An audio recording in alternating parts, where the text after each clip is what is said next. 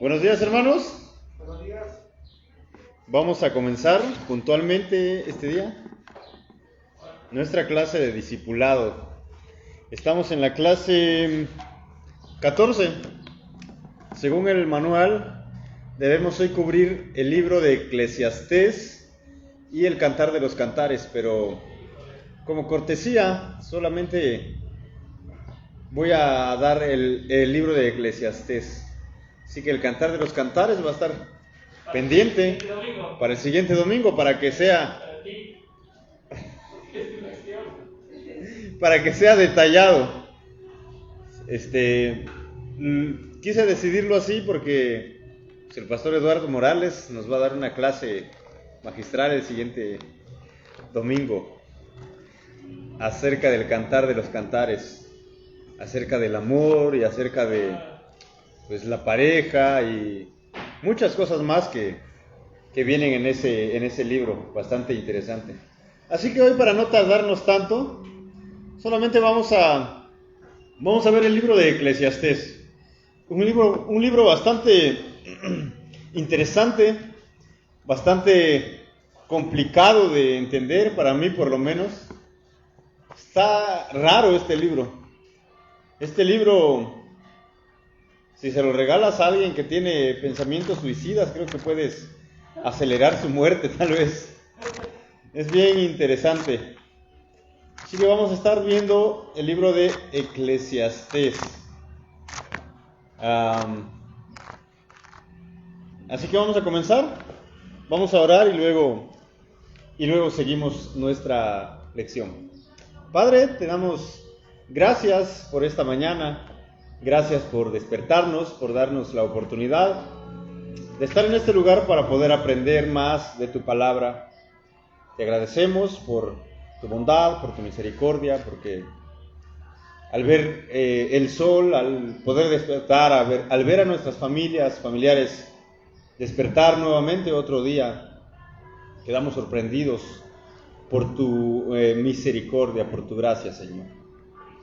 Queremos dejar en tus manos este momento, este tiempo de esta lección de Eclesiastés, Señor. Te pedimos que el Espíritu Santo nos guíe y nos dé entendimiento de lo que vamos a hablar, de lo que vamos a aprender, Padre. Te lo pedimos en el nombre de nuestro Señor Jesucristo. Amén. Bueno, como les decía, estamos en la lección número 14. Vamos a abrir nuestras Biblias en el libro de Eclesiastés. Eclesiastés, capítulo 1, versículo 1.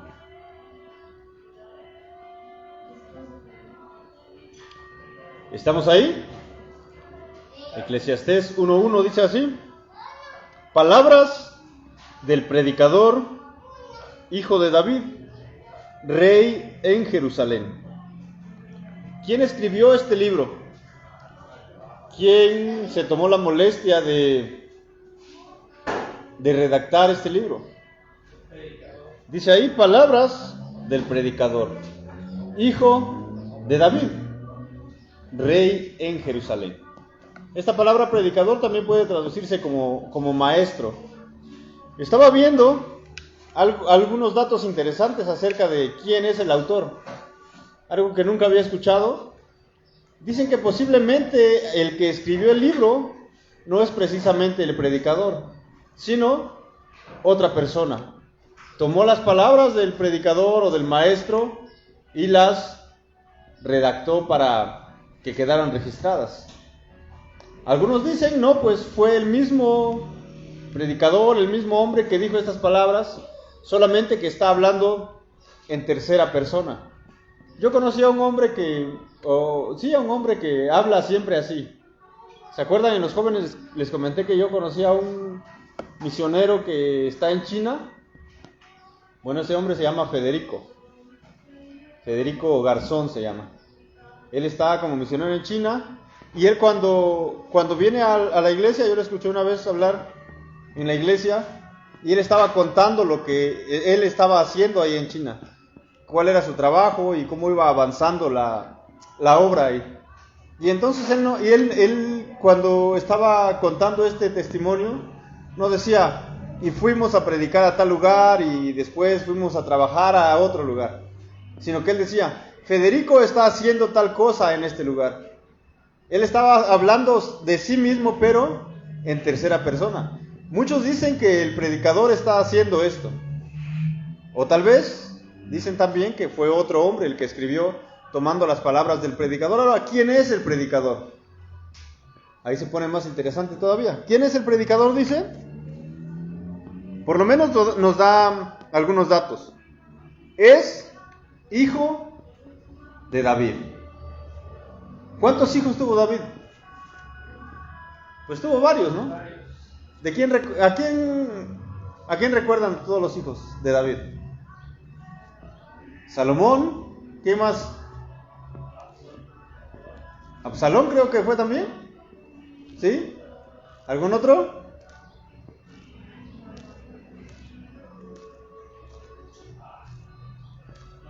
¿Roboam no era? No. O creo que sí. Bueno, por lo menos le conocemos 2 o 3 hijos a David. ¿Cuál de estos 2 o 3? Algunos dicen, bueno, ahora vemos, dice, hay otro dato, rey en Jerusalén.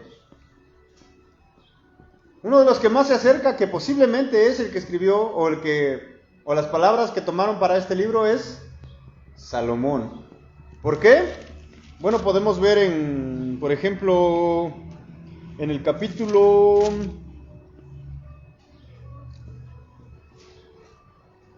En el mismo capítulo, capítulo 1, en el versículo 16. ¿Recuerdan cuáles eran las características de este hombre Salomón? Dicen que era un hombre sabio, muy sabio. Su sabiduría sobrepasaba a todos los hombres que había en la tierra. Y vean lo que dice el versículo 16. Yo me dije, yo he engrandecido y aumentado en sabiduría más que todos los que estuvieron antes de mí sobre Jerusalén. Mi corazón ha contemplado mucha sabiduría y conocimiento. Ahí podemos decir, bueno, tal vez sí está apuntando a Salomón. Podríamos decir que tal vez fue Salomón el escritor de este libro de Eclesiastés. Ahora, ¿qué nos muestra este libro? ¿De qué nos habla este libro? ¿Han leído alguna vez Eclesiastés? ¿Qué dice? ¿Cuáles son las palabras características? Las que más se repiten. Vanidad de vanidades. Todo es vanidad. Ahora, ¿qué es vanidad? Algo vano, algo vacío, algo que no tiene mucho sentido. Hay frases interesantes que se repiten. Una es esa, vanidad de vanidades. Otra es debajo del sol. Continuamente este hombre repite estas frases. Vanidad de vanidades, todo es vanidad. Y la otra es debajo del sol. Y esta frase debajo del sol encierra muchas veces la manera en que nosotros vemos la vida. Vemos la vida debajo del sol. Vivimos la vida debajo, con nuestra mente debajo del sol. ¿Qué quiere decir debajo del sol? Tener una mirada solamente terrenal. No mirar más allá. No mirar como Dios ve las cosas. ¿Cómo Dios ve las cosas? Podemos recordar la canción Por encima del sol. Dios ve las cosas no por debajo del sol, sino por encima del sol. Una perspectiva eterna. Debajo del sol solamente tenemos una perspectiva pasajera, limitada, una perspectiva, ¿cómo se dice? Temporal. Entonces, primero el predicador empieza a narrar la vida de esa manera, viéndola debajo del sol. Así es como el predicador empieza a narrar la vida. Y por eso dice, cuando nosotros vemos la vida por debajo del sol, vamos a llegar a la conclusión que todo es vanidad, todo es vano, todo es vacío. Aunque estaba viendo comentarios y dicen que esta palabra vanidad no encierra todo lo que la palabra original en hebreo nos muestra, todo el significado de esta palabra vanidad. Bueno, más al ratito vamos a explicar un poco. En su manual, si es que lo traen y si no, no hay problema, dice: escenario dentro de la narrativa histórica de la salvación. ¿Cómo podemos nosotros ver este libro? Anoté unas cosas. Podemos verlo como una guía explicativa de cómo vivir la vida en un mundo caído. ¿Cómo nosotros vemos la vida después de que el pecado ha entrado en el mundo? Después de Génesis 3:15. Esa es la manera de ver la vida después de que el pecado ha entrado en el mundo. Vanidad de vanidades, todo es vanidad. Nada tiene sentido. No hay nada nuevo debajo del sol. Y es verdad. ¿Tú has visto algo nuevo? Algo que no haya existido hace cientos de años. ¿Has visto una montaña nueva por ahí? ¿Has visto, no sé, algo que jamás haya existido? No, realmente dice el predicador, la vida es como un círculo. Das vueltas y das vueltas y das vueltas. Unos mueren, otros nacen, y esos que nacen mueren y nacen otros, y esos que nacieron otra vez van a morir. Básicamente el predicador te está diciendo, vive. ¿Por qué? Porque vas a morir. Pocas veces tenemos esta idea. Debemos vivir, ¿por qué? Porque vamos a morir. Pocos estamos habituados a pensar en nuestra muerte. Algún día vamos a morir. No importa cuántos años tengas. No importa si acabas de nacer o si tienes 80 años. De todas formas, vas a morir. Ese es nuestro camino, es ahí a donde vamos apuntando. Recuerdo una frase que normalmente se dice ahí en Yatareni cuando alguien está muy enfermo ya y está solamente en su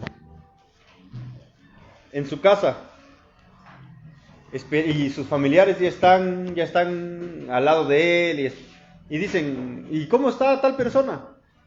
Y dicen las señoras en Yatareni, no, pues solamente están esperando la hora. ¿La hora de qué? De morir. Y lo mismo nos pasa a nosotros. Estamos sentados aquí, algunos más pequeños, otros más grandes, pero ¿qué estamos haciendo? Estamos esperando la hora que nos va a llegar a todos, en caso de que el Señor no venga antes. Si el Señor viene antes, pues qué bien, ¿no? No tenemos que pasar por eso, pero todos los que estamos aquí, en unos 100 años, ¿saben qué va a pasar? No vamos a estar aquí. Posiblemente van a estar otros. Esperemos que no estén otros, porque el Señor ya ha venido antes, ¿no? Pero si el Señor no viene antes, otros van a estar aquí. ¿Y nosotros en dónde? Pues no vamos a estar. No vamos a estar ya aquí, debajo del sol. Entonces son cosas que nos va a enseñar el predicador. Y son cosas que a veces pues como que te bajan el ánimo, ¿no? No, pues ¿para qué hacer tantas cosas si de todos modos voy a morir? ¿Para qué vivir de cierta manera si pues lo único que me espera es la muerte? Les decía, si le mostramos este libro a un hombre que tiene pensamientos suicidas, pues es como un acelerador que le vas a apretar y se va a ir a morir más rápido. Porque este libro parece que es así.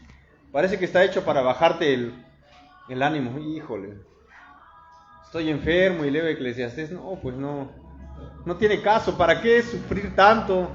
¿Para qué gastar tanto dinero en tratar de curarme si de todas formas todo es vanidad? Pero cuando nosotros vamos a ver la perspectiva a la que el autor nos quiere llevar, vamos a verlo de manera diferente. Otro dato interesante. Dice que posiblemente este libro o estos textos se escribieron después del exilio para responder preguntas existenciales del pueblo, es decir, del pueblo de Israel, que había perdido su tierra, había perdido su templo y por lo tanto habían perdido su identidad. ¿Alguien ha escuchado acerca de preguntas existenciales? ¿Alguien se ha hecho esas preguntas alguna vez? ¿Qué son preguntas existenciales? Sin esa pregunta no puedes vivir.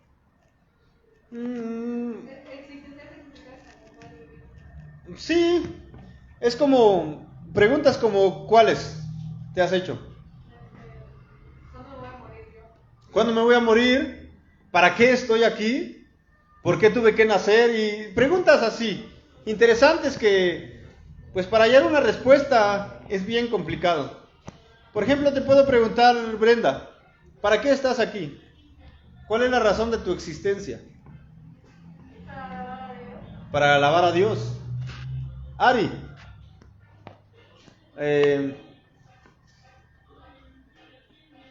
una pregunta que te puedes hacer es, ¿para qué Dios te tiene, o por qué Dios te hizo nacer precisamente en este lugar?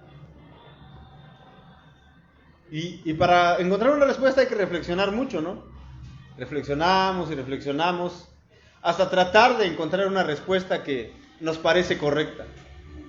Y son preguntas así que tal vez el pueblo de Israel tenía. Se los llevaron como castigo, como disciplina a otro pueblo que no era el de ellos.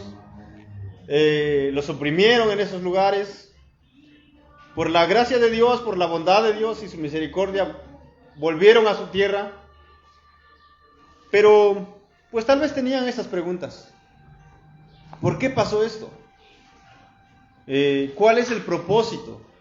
¿Qué debemos hacer ahora? ¿Cuál es la razón de nuestra existencia? Y posiblemente este libro se escribió para tratar de responder a estas preguntas. ¿Cuál es el tema central de este libro? Vemos que las palabras del predicador son vanidad de vanidades. Todo es vanidad, es como que dice, todo lo que yo haga, pues es vacío, no vale para nada, no sirve para nada. Pero realmente cuando vemos, el tema principal es, dice este manual, valioso, todo es valioso, porque todo está ordenado por un Dios eterno, soberano y decidido. Por tanto, deberíamos temer a Dios y regocijarnos en lo que Él nos ha dado para hacer y tener. Este va a ser el tema de nuestro libro. El tema no es todo es vanidad, sino el tema es valioso, todo es valioso. ¿Y por qué todo es valioso? Porque hay un Dios que está ordenando todo. Todo lo que sucede, parezca bueno o parezca malo, está ordenado por Dios. Cuando Dios entra en esta ecuación, ya las cosas no van a ser vanidad, sino que van a ser valiosas. Todo va a tomar sentido. Supongamos, alguna vez les conté, creo, no recuerdo bien. Yo les dije, ¿no?, que mi papá murió cuando yo tenía 9 años. Y a lo largo de cuando pasaron los años y pude llegar a comprender lo que había sucedido, ¿no? Cuando era niño no pasaba nada, ¿no? Murió mi papá, pues no hay problema, no lo conocía muy bien, no estaba tanto tiempo en la casa. Bueno, casi no estuvo nunca, casi. Estuvo en Estados Unidos trabajando y todo. No pasó nada cuando yo tenía 9 años, 10, 12, 17 años. No, pues ¿por qué habrá pasado, no? ¿Por qué murió? ¿Cuál es el propósito? ¿Por qué tenía que pasar? 21 años, Dios entró en esa ecuación, Dios entró en esa historia. Mi papá murió, yo lo entendí así, porque si él no hubiera muerto, yo no hubiera estado en este lugar, yo no estaría en la iglesia, según mi punto de vista. Posiblemente sí, Dios es poderoso para hacer las cosas, sea cual sea la circunstancia, sea cual sea el momento de nuestra vida. Pero según mi punto de vista, yo no estaría en la iglesia, yo no hubiera creído en Cristo si mi papá siguiera vivo. Seguramente a los 15, 16, 17 años, mi papá me hubiera dicho, no, ¿sabes qué? Vamos a Estados Unidos a trabajar, y mi vida sería totalmente diferente, muy diferente, según mi punto de vista. Pero a los 21 años dije, no, Dios permitió esto para que sucedieran estas cosas que ahora estoy viviendo. Cuando Dios entra en la ecuación, todo toma sentido. Y preguntas pueden ser respondidas cuando tenemos a Dios presente. Hay cosas que han sucedido en tu vida tal vez que hasta ahora no las entiendes. ¿Por qué? Porque Dios no ha entrado en esa pregunta. Cuando Dios entre en esa pregunta, vas a tener respuestas. Y hay personas que dicen, no, pues, ¿por qué no tengo una familia como los demás tienen? Supongamos, una familia donde, pues, tienen a su papá y a su mamá, y hay problemas y luchas, pero se mantienen unidos. ¿Por qué tengo una familia disfuncional? Mi mamá por allá, mi papá por allá, mis hermanos tal vez por otro lugar. Y no entendemos y nos hacemos preguntas. Pero cuando Dios entra en esta cuenta, entonces vamos a decir, Dios permitió, ¿por qué? Por esto y por lo otro y por lo otro también. Entonces, son cosas así las que nos va a enseñar esto. Todo es vanidad cuando Dios está fuera de nuestra vida. Pero cuando Dios viene y entra a nuestra vida, cuando Cristo empieza a reinar en nuestra vida, todo es valioso. Valioso, valioso. Todo va a tomar forma, todo va a tomar sentido. ¿Qué pasa con este libro de Eclesiastés? Primero dice el manual que nos plantea un problema, pero después no nos va a dejar con ese problema, sino que nos va a mostrar una salida, nos va a mostrar una solución. ¿Cuál es el problema que nos plantea Eclesiastés? ¿Cuál es el significado de la vida? Ese es el problema. Esta pregunta se vuelve el problema. ¿Cuál es el significado de la vida? Otra pregunta, ¿qué sentido tiene vivirla? Si todo es fugaz, si todo es vacío, si todo es inútil, y al final todos corremos hacia la muerte. ¿Qué sentido tiene la vida si todos vamos en una misma dirección, que es la muerte? ¿Qué sentido tiene si no hay nada nuevo? ¿Qué sentido tiene si todos vivimos en un círculo, como ese reloj? Ahorita va a pasar las 10:30. Y en la noche, nuevamente va a pasar por el mismo punto. Y mañana temprano, a esta hora, va a pasar por el mismo punto. Nada se va a repetir, todo se va a repetir y nada va a ser diferente. Todo va como una rueda de la fortuna. Pasas por un lado, pasas por abajo, pasas por arriba y vuelves al mismo lugar. ¿Qué sentido tiene vivir si la vida es así? Pero después el escritor nos va a dar una solución o una respuesta. ¿Qué sentido tiene la vida si todo es fugaz, si todo es momentáneo y todo es vacío y todos vamos a la muerte? Bueno, vamos a entrar ahora en el texto. Dice Eclesiastés capítulo 1, versículo 2. Nuestra frase célebre en esta mañana. Vanidad de vanidades, dice el predicador. Vanidad de vanidades, todo es vanidad. Bueno, estaba viendo y dicen que esta palabra vanidad en el original, ¿qué idioma es original de la Biblia? Hebreo. Es la palabra H-E-V-E-L. ¿Cómo dice?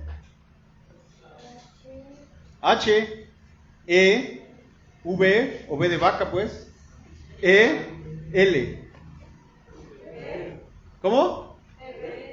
Ebel, o algunos lo pronuncian Hebel. Quiere decir, bueno, esta es la palabra que se ha traducido a nuestro idioma como vanidad. Ebel o Hebel, vanidad. Pero como les decía, dicen los estudiosos que esta palabra, esta traducción no encierra lo que realmente quiere decir esta palabra, Hebel o Ebel o Ebel, sino una mejor traducción es humo o vapor. Entonces, ¿cómo leeríamos?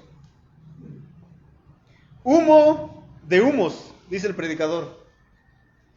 Humo de humos, todo es humo. Interesante, ¿no? Bueno, tal vez podríamos usar la otra traducción. Vapor de vapores, dice el predicador. Vapor de vapores, todo es vapor. ¿Qué es el humo? ¿Qué es el vapor? ¿Cuánto dura el vapor? Pues nada, ¿no? De repente estás viendo y de repente no hay. Intenta agarrar el humo. Lo haces así y ¿qué pasa? Simplemente con el viento de tu mano el humo se va. Y agarras y parece que lo tienes y cuando abres la mano, ¿qué hay? Nada, no hay humo. No pudiste agarrar. Entonces el predicador dice que la vida es así. Es un humo o un vapor. Si te quieres sostener fuertemente del humo, ¿qué va a pasar? No vas a poder. No hay manera. Se te va a escapar de las manos. Si quieres sostener el vapor, si quieres ver la durabilidad del vapor, ¿cuánto va a ser? Nada. Y dice el predicador, la vida es así.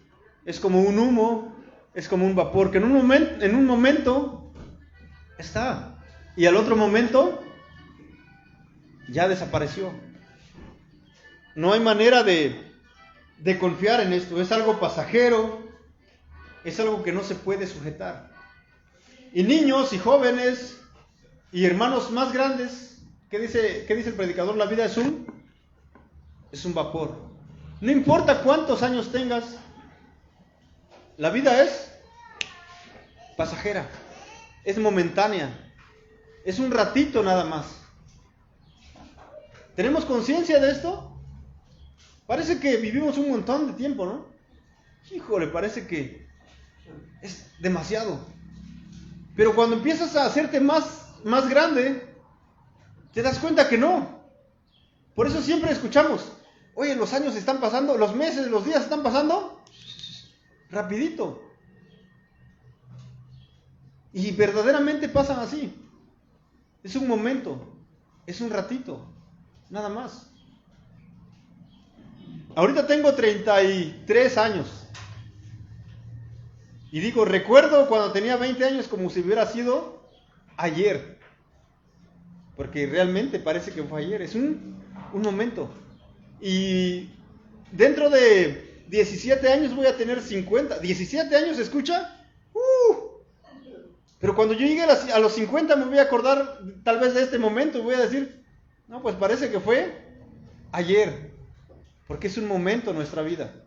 Y de eso debemos tener conciencia. Estamos aquí por un momento.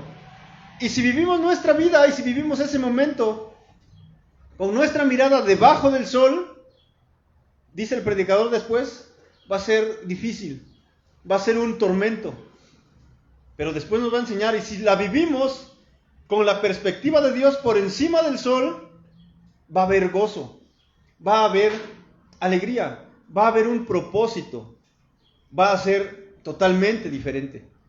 Vamos a ir un poquito más abajo. Como les decía, bajo el sol se repite por lo menos, vanidad se repite por lo menos 38 veces en este libro. 38 veces se repite vanidad. ¿Qué quiere decir? ¿Qué dijimos? Humo o vapor en la palabra original, que era ¿cómo? Ebel o Hebel tal vez. Bueno,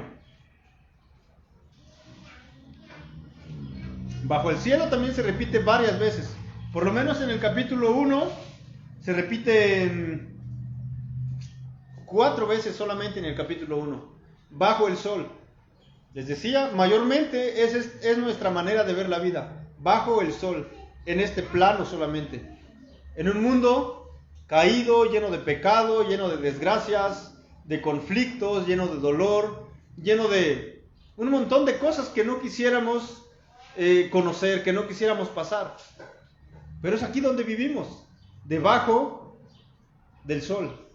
Lógicamente tenemos que enfrentar estas cosas. Pero cuando nuestra mirada vaya por encima del sol, al enfrentar estas cosas vamos a entender que todo tiene sentido, que todo tiene un propósito y no es un vapor como dijo el predicador al principio. Vamos a avanzar un poco más porque pensé que iba a durar 30 minutos, pero apenas di la introducción y ya voy 31. Así que, según esto, cuando no tenemos la perspectiva de Dios, la vida es un círculo vicioso donde todo se repite. No hay nada nuevo, no hay algo que nos dé total satisfacción. Es lo que nos va a contar luego el predicador. Busqué en el placer, busqué en la sabiduría, busqué en las riquezas y al final, dice el predicador, me di cuenta que todo es vanidad, que todo es humo, que todo es vapor, que nada llenó mi vida como yo pensaba que la iba a llenar. Y hay muchos que corremos tras esas cosas, ¿no? Tras la sabiduría. Quisiera ser un hombre sabio. ¿Y qué hacemos? Pues tratamos de devorar todos los libros, y al final terminamos sepultados debajo de los libros y decimos, pues sé mucho, verdaderamente, pero no me satisface como yo pensaba que esta sabiduría me iba a satisfacer. Otros, mayormente cuando somos jóvenes, tratamos de llenarnos de placeres, de vivir según lo que al parecer nos gusta, y buscamos un deporte, por decir así, el que quieras.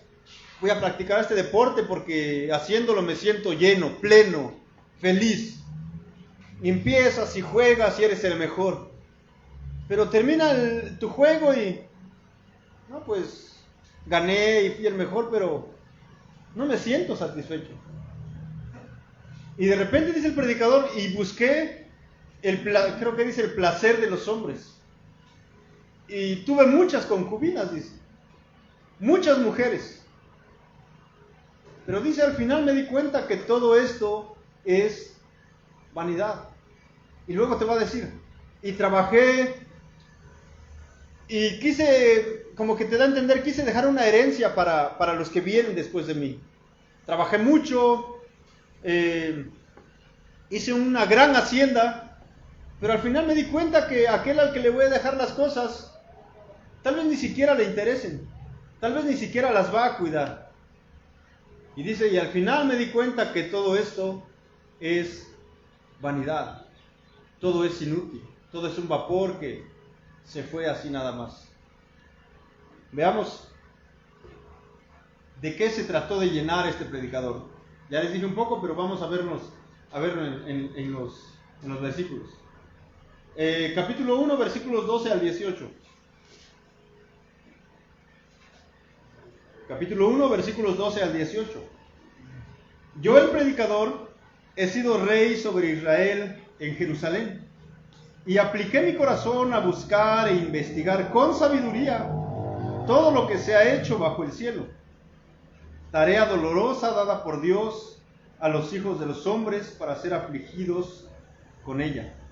He visto todas las obras que se han hecho bajo el sol, y he observado que todo es vanidad y correr tras el viento. ¿Has corrido tras el viento alguna vez? ¿Lo has logrado alcanzar? Es inútil, ¿no? No tiene sentido andar corriendo tras el viento. Es como ese burro, ¿no? Que patea al viento. No tiene un objetivo al cual pegarle. No hay razón de hacerlo. Es algo así. Dice luego, lo torcido no puede enderezarse, y lo que falta no se puede contar. Yo me dije, yo he engrandecido y aumentado en sabiduría más que todos los que estuvieron antes de mí sobre Jerusalén. Mi corazón ha contemplado mucha sabiduría y conocimiento, y apliqué mi corazón a conocer la sabiduría y a conocer la locura y la insensatez. Me di cuenta de que esto también es correr tras el viento, porque en la mucha sabiduría hay mucha angustia, y quien aumenta el conocimiento aumenta el dolor. Interesante lo que descubrió este hombre, ¿no? Fue muy sabio, más sabio que los demás, pero al final de todo, dice, me di cuenta que no valía mucho lo que yo sabía, lo que yo investigué. Porque dice, aún en esto hay angustia, y dice, y quien aumenta el conocimiento aumenta el dolor. Interesante, ¿no? Por supuesto, esto no quiere decir que, pues ya no voy a hacer nada, ¿no? Ya no voy a estudiar ni a leer nada. No, porque vamos a descubrir luego cómo estas cosas, cómo este conocimiento, cómo esta sabiduría va a cobrar sentido. Entonces el predicador quiso llenarse, quiso satisfacerse con sabiduría. Fue muy sabio, pero ¿logró satisfacer completamente ese deseo que él tenía? No, dice que todo es vanidad, todo es correr tras el viento. Después quiso llenarse de placeres. Capítulo 2, versículo 1 al 11. Entonces me dije, ven ahora, te probaré con el placer, diviértete. Y resultó que también esto era vanidad. Dije de la risa, es locura, y del placer, ¿qué logra esto? Consideré en mi corazón estimular mi cuerpo con el vino, mientras mi corazón me guiaba con sabiduría y echar mano de la insensatez, hasta que pudiera ver qué hay de bueno bajo el cielo, que los hijos de los hombres hacen en los contados días de su vida. Entonces, ¿qué hizo? Dice que quiso llenarse de placer, quiso estimular su cuerpo con el vino. Dice luego el versículo 4, engrandecí mis obras, me edifiqué casas, me planté viñas, me hice jardines y huertos, y planté en ellos toda clase de árboles frutales. Me hice estanques de aguas para regar el bosque con árboles en pleno crecimiento. Compré esclavos y esclavas, y tuve esclavos nacidos en casa. Tuve también ganados, vacas y ovejas, más que todos los que me precedieron en Jerusalén. Reuní también plata y oro para mí, y el tesoro de los reyes y de las provincias. Me proveí de cantores y cantoras y de los placeres de los hombres, de muchas concubinas. Me engrandecí y superé a todos los que me precedieron en Jerusalén. También la sabiduría permaneció conmigo, y de todo cuanto mis ojos deseaban, nada les negué, ni privé mi corazón de ningún placer, porque mi corazón gozaba de todo mi trabajo. Esta fue la recompensa de toda mi labor.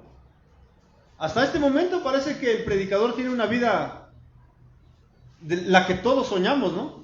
Jardines, árboles, estanques, sabiduría y un montón de cosas que nosotros decimos, este hombre tenía la vida resuelta y perfecta. ¿Qué le hacía falta? Pues al parecer nada.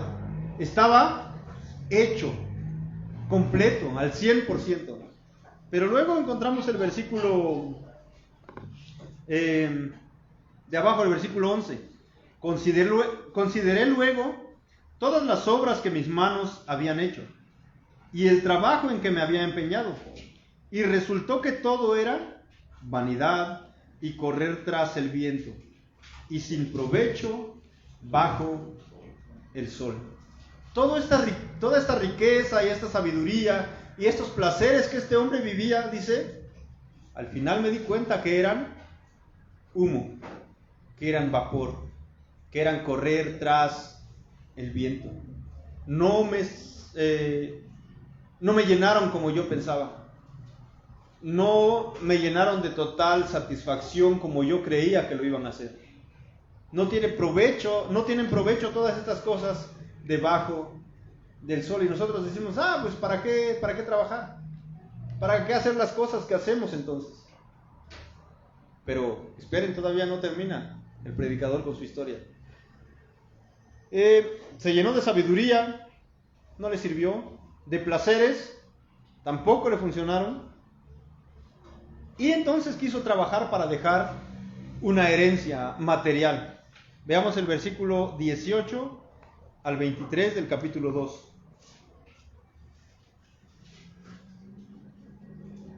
Asimismo, aborrecí todo el fruto de mi trabajo con que me había afanado bajo el sol, el cual tendré que dejar al hombre que vendrá después de mí. ¿Y quién sabe si será sabio o necio? Sin embargo, él tendrá dominio sobre todo el fruto de mi trabajo con que me afané obrando sabiamente bajo el sol. También esto es vanidad. Por tanto, me desesperé en gran manera por todo el fruto de mi trabajo con que me había afanado bajo el sol.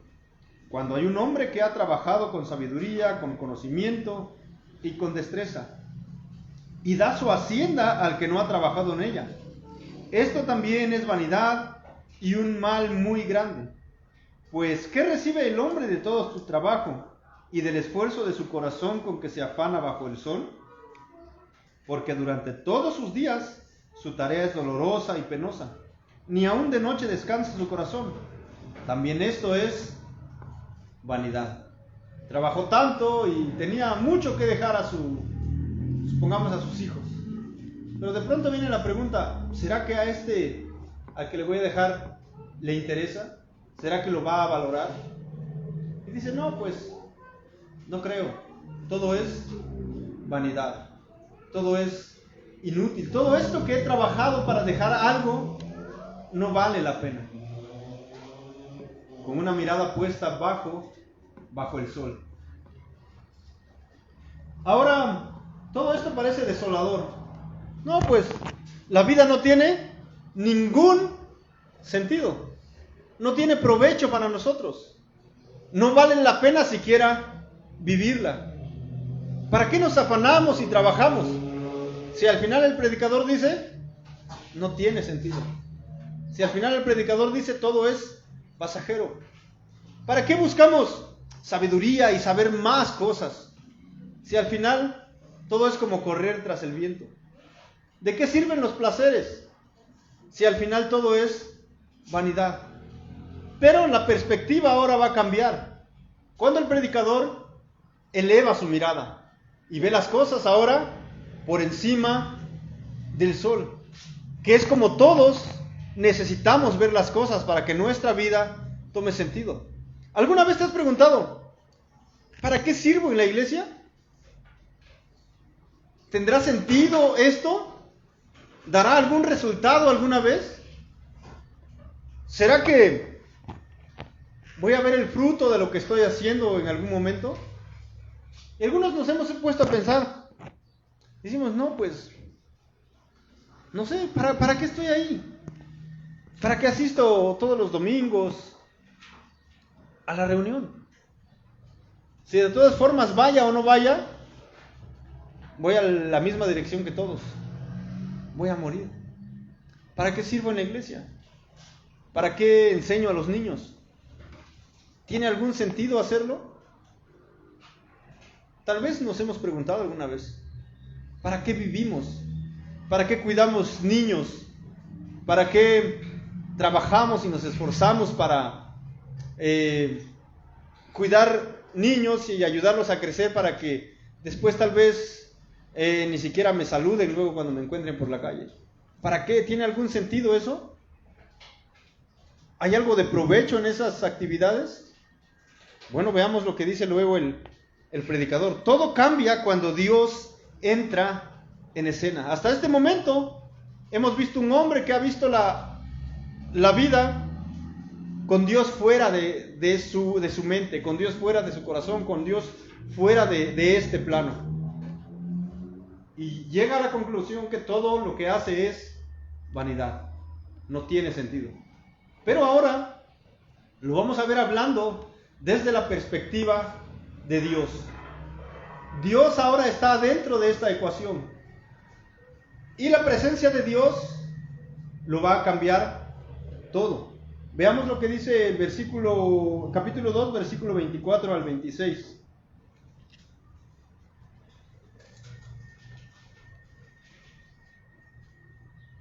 Ya vimos que tuvo un montón de cosas el predicador. Y siempre dijo, es aflicción de espíritu, es dolor, no hay provecho en esto, todo es vanidad. Pero vean cómo empieza el versículo 24 del capítulo 2. No hay nada mejor para el hombre que comer y beber y decirse que su trabajo, ¿qué dice? Es bueno, pero no acaba de decir que el trabajo es vanidad. Acaba de decir, trabajo tanto y me fatigo y me canso y es aflicción para mí. Pero ahora, ¿qué dice? No hay nada mejor para el hombre que comer y beber y decirse que su trabajo es bueno. Yo he visto que también esto es, ¿qué dice? De la mano de Dios. Hasta este momento no había mencionado a Dios, pero ahora dice que ¿de dónde viene? Es de la mano de Dios. Y por lo tanto ahora lo que era aflicción lo ve como bueno. Ha cambiado su perspectiva de ver la vida. Porque ¿quién comerá y quién se alegrará sin Él? ¿Quién comerá y quién se alegrará sin Dios? Pues no muchos, ¿verdad? Dice luego, porque a la persona que le agrada, Él le ha dado sabiduría, conocimiento y gozo, pero al pecador le ha dado la tarea de recoger y amontonar para dárselo al que agrada a Dios. Esto también es vanidad y correr tras el viento. Dios ahora ha entrado en la ecuación de este hombre y ahora todo empieza a tomar sentido. El trabajo que antes era vanidad ahora dice es bueno y hay gozo en esto. Dice luego el versículo, vamos al capítulo 3, versículos 12 al 14.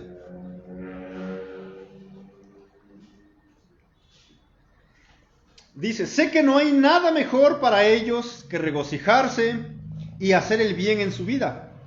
Además, sé que todo hombre que coma y vea lo bueno en todo su trabajo, que eso es don de Dios.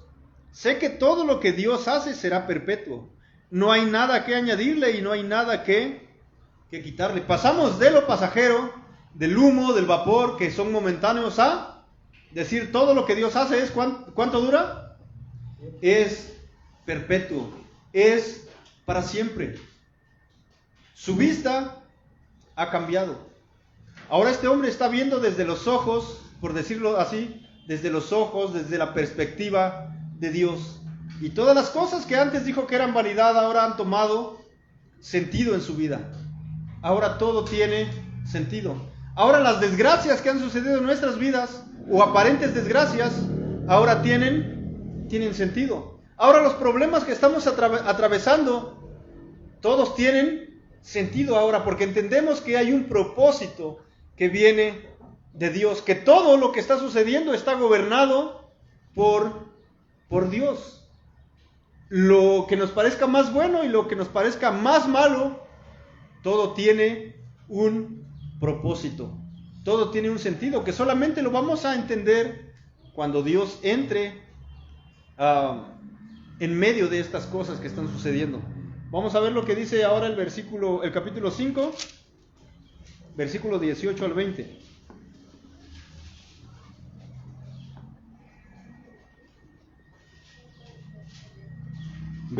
Capítulo 5, versículo 18 al 20. Esto es lo que yo he visto que es bueno y conveniente: comer, beber y gozarse uno de todo el trabajo en que se afana bajo el sol, en los contados días de la vida que Dios le ha dado, porque esta es su recompensa.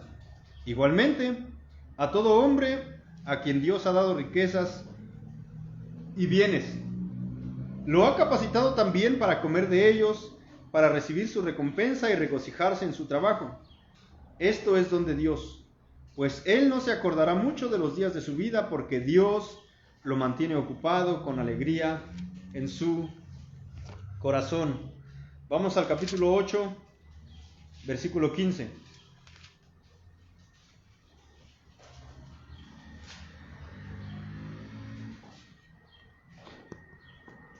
Por lo tanto, yo alabé el placer, porque no hay nada bueno para el hombre bajo el sol, sino comer, beber y divertirse. Y esto le acompañará en sus afanes en los días de su vida que Dios le haya dado bajo el sol. Vamos ahora al capítulo 9, versículos 7 al 10.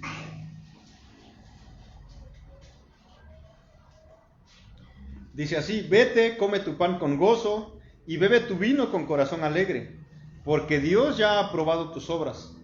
En todo tiempo sean blancas tus ropas, y que no falte ungüento sobre tu cabeza. Goza de la vida con la mujer que amas todos los días de tu vida fugaz, que Él te ha dado bajo el sol. Todos los días de tu vanidad, porque esta es tu parte en la vida, y en el trabajo con que te afanas bajo el sol. Todo lo que tu mano halle para hacer, hazlo según tus fuerzas, porque no hay actividad, ni propósito, ni conocimiento, ni sabiduría en el Seol a donde vas. Vive, porque vas a morir. Ese es el mensaje. Pero ¿cuál es la palabra que más se repitió en todos estos versículos?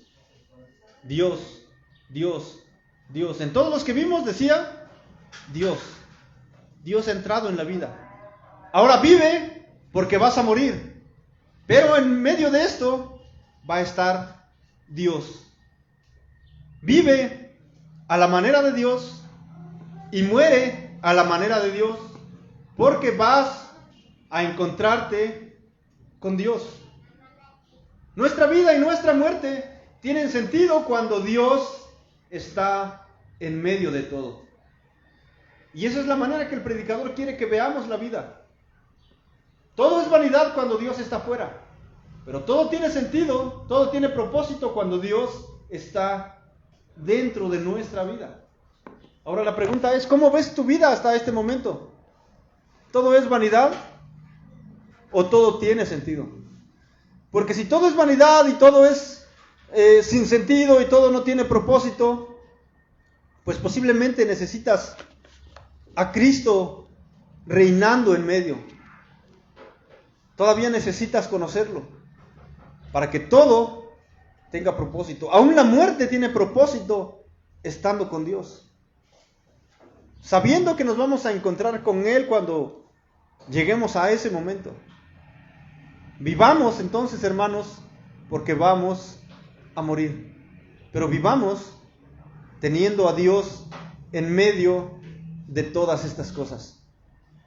Así que, bueno, pues, para que no se nos haga tarde, vamos a terminar aquí nada más. Hay más cosas que enseña el libro de Eclesiastés, pero vamos a dejarlo en suspenso para en algún momento cuando alguien se atreva a darnos un estudio completo de este libro. Mientras tanto, vamos a descansar hasta aquí.